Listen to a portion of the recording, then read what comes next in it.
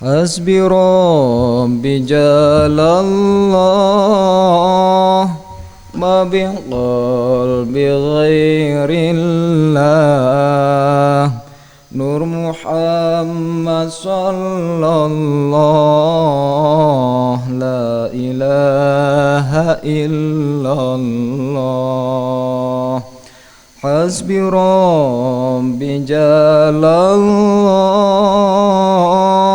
ma bi qalbi ghairillah Nur Muhammad sallallahu la ilaha illallah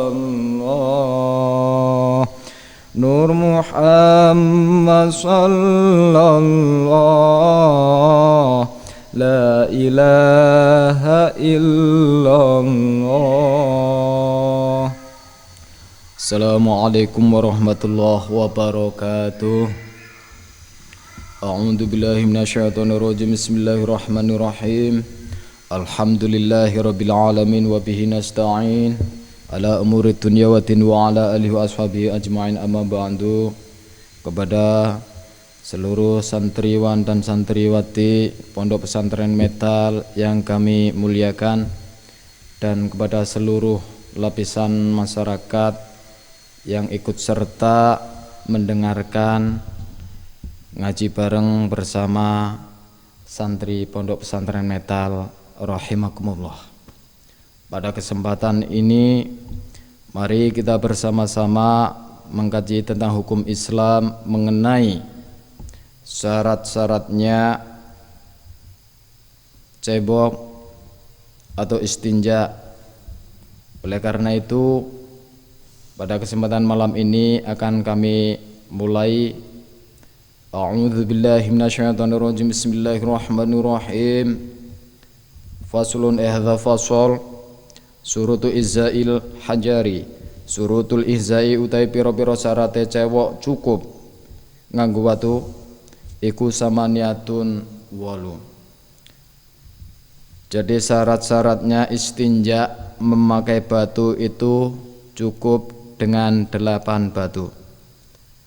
Ayyakuna yentoh ono bisalah sati ahjarin kelawan telu piro-piro watu wa ayyunangko lan yentoh dan bersake opo al-mahalu panggonane.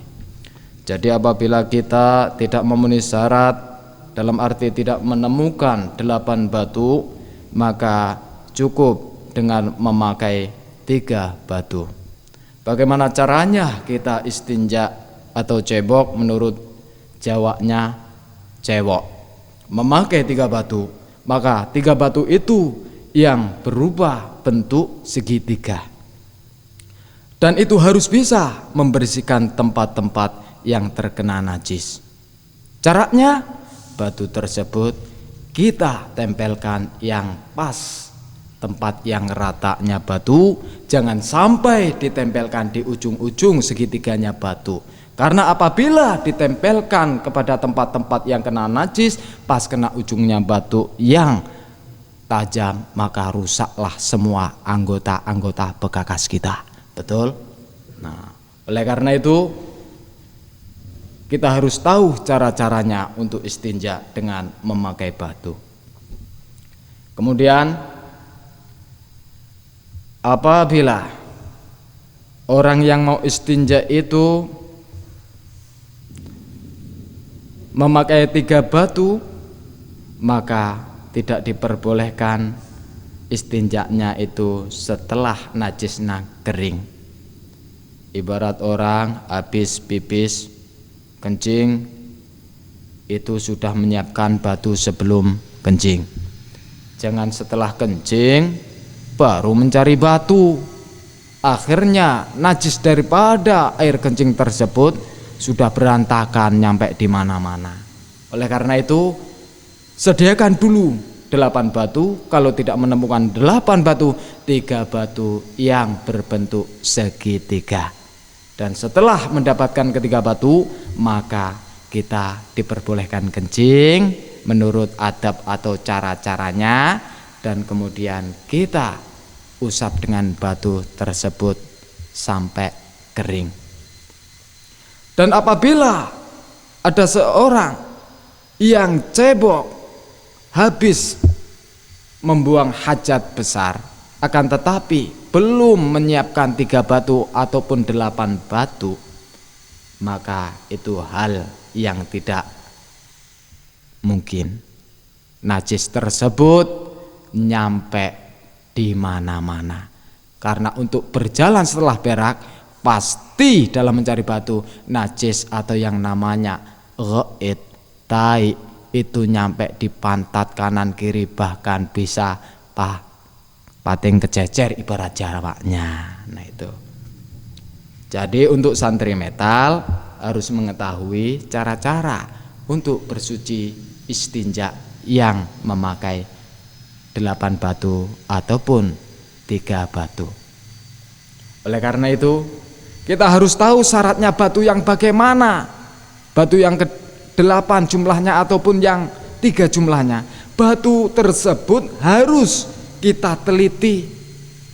Kita cari batu tersebut dari tempat-tempat yang suci.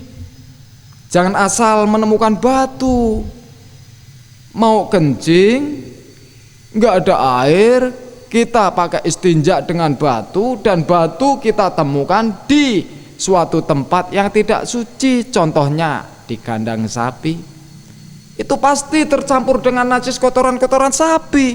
Makanya batu itu tidak bisa membersihkan atau mensucikan mahal yang ada najisnya atau tempat-tempat yang ada najisnya yang terdapat pada diri kita sendiri. Salah satunya bagi seorang laki-laki di hasyafahnya maupun di duburnya. Kalau perempuan di farjinya ataupun di duburnya.